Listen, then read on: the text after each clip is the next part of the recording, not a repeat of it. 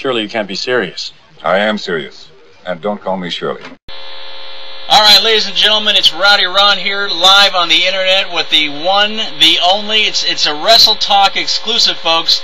He's gonna talk, that's right, for the first time in a long time. It's the man, the myth, the legend himself, James Kamala Harris. How you doing there, Kamala? I'm doing real good. How are you, Ron? Doing alright, my man, doing alright. Now, you know, a lot of people know that you're a big wrestler, and obviously you've been in this business for quite a few years. You're a legend in the business, but we're also going to talk about, you're going to be singing out there as well. You got a singing career starting up, don't you? Yeah, I do. I'm a jack of all trades. I do a little wrestling, and I do a little singing too. So I do a little bit of it all. All right, a Kamala of all trades, pretty much, huh? Oh yeah. All right. Let's see here. Let's talk about first of all, before wrestling. Obviously, you were a big fan of wrestling, but before you got into wrestling, what type of work were you doing out there? Well, I did some of everything. I've been a plumber. I used to put roofs on houses, and drove trucks. I started driving truck when I was 20 years old. Wow. So that's been a while ago. And I did a little bit of everything. A little bit of everything, all right. And who were some of your inspirations growing up outside of the wrestling world? Outside the wrestling world, I could say, first of all, my mother. Mm-hmm. My mother, who was a great lady, she passed on in 1998, and she inspired me to do a lot of things, and it was all positive. You know, back during that time, my mother didn't have an education, but what she said was just really interesting to me.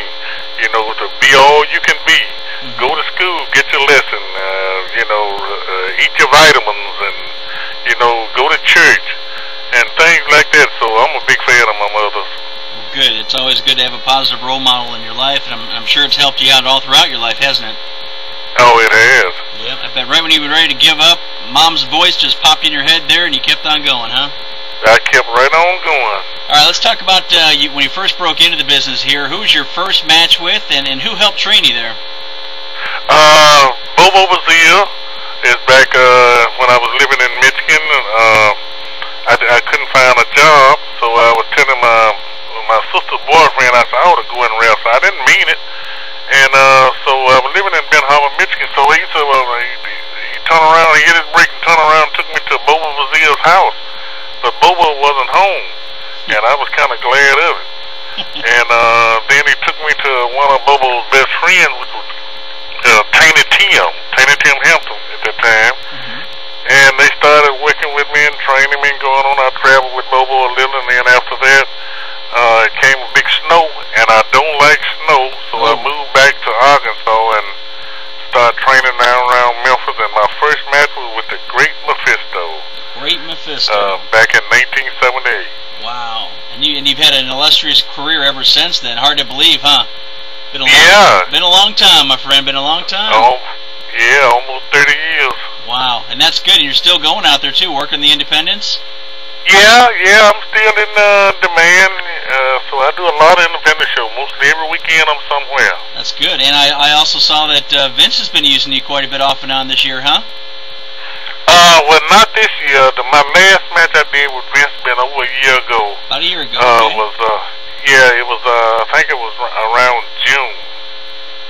My last match was with Umaga. Umaga, yeah, there's a big guy for you too. Big guy. Yeah. And what's your, as we mentioned, your career is spanning almost 30 years. Is there any one particular match that stands out that's been your favorite match so far? Not really, not one, because I've had so many, and by the time I think this is one of my best matches, I have another one, so I had a lot of good matches. So I just couldn't say, just one that stands out, because I have so many of them. Okay. Well, just opposite of that then, is there any least favorite match you've had out there? One that you weren't too fond of and you were glad it was over?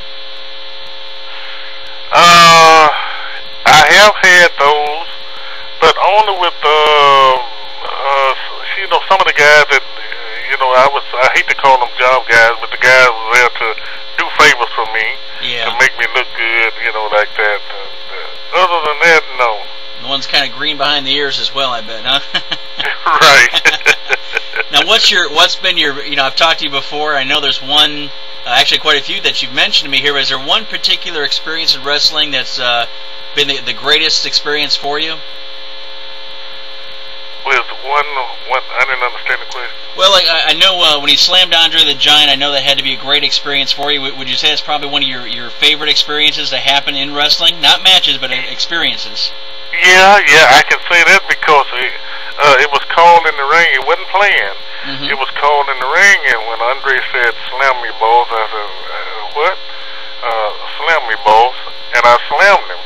Wow. And when I slammed him, I didn't know nothing else to do because I was so shocked to, that he called that spot. Yeah. Wow. With a guy big as Andre, the 8th wonders of the world. That's good. And you're one of the few, you and Hogan, I think, and maybe a couple others out there, only a handful that I can recall. Yeah, that's right. And that was back in 1982. Wow. 82 or 83, because I was a young man then. Wow. Well, yeah, you're still a young man. Are you kidding me? Hey, Kamala, James, let's, you want me to call you James or Kamala? Which one? Either one? Either one. Either one is good. Both. I'm going to call you Mr. Harris because I respect you. How about that? Oh, thank you. I do, man. You're a good friend. I've known you for, gosh, it's been about 15 years, I think, off and on. It's been about 15 years. 15 years, You booked me on a lot of shows. Yep.